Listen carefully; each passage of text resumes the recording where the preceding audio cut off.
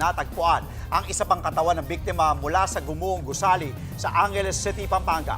Kasunod yan ang pagpapatuloy ng search and retrieval operation sa lugar. Live mula sa Angeles City, Pampanga, nasa frontline ng balitang yan, si Brian Castillo. Brian, paano ba nahanap ng mga rescuer ang katawan ng biktima?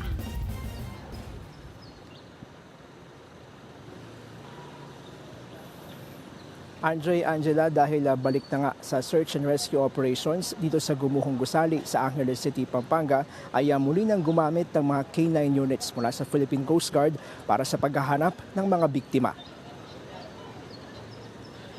Pasado alas 6:30 kagabi, nadiskubre ng isang K9 unit ng PCG ang isang katawan sa ilalim ng guho. Ayon sa BFP, nakita ang katawan sa Sector 1 ng Ground Zero, ang bahagi ng gumuhong gusali na nakatapat sa kalsada. Sa parehong lugar din natagpuan ang ika-4 na bangkay na naunang na-recover. Sa ngayon, wala pang impormasyon kung buhay o patay na ang panibagong katawang natagpuan. Kaya 4 pa rin ang kumpirmadong patay sa ngayon. Wala pa rin kumpirmasyon kung nailabas na mula sa guho ang panibagong katawan na natagpuan. Magdamag ding nagpatuloy ang search and rescue operations. Dahan-dahang iniangat ang mga naglalakihang bakal mula sa scaffolding ng gumuhong gusali gamit ang crane.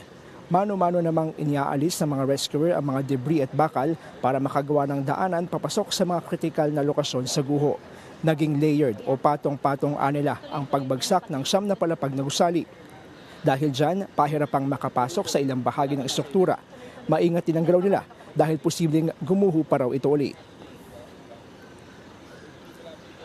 Andre, Angela, kahapon nga ay pinag-utos ni DILG Secretary John Vic Remulla na ibalik sa search and rescue yung operasyon dito sa gumuhong gusali. Posible pa raw kasi na mayroong mga survivor. Bumuo na rin ng fact-finding team ang DILG para imbestigahan yung naging sanhi ng pagguho at para silipin din yung posibleng pananagutan naman ng may-ari ng gusali at pati na yung contractor nito. Yan muna ang latest. Balik sa inyo, Andre, Angela. Maraming salamat, Brian Castillo. Mga kapatid, Andre Felix po, manatiling may alam pagdating sa mga mahalagang balita sa loob at labas ng bansa. Mag-follow at mag-subscribe na po sa social media pages ng News 5.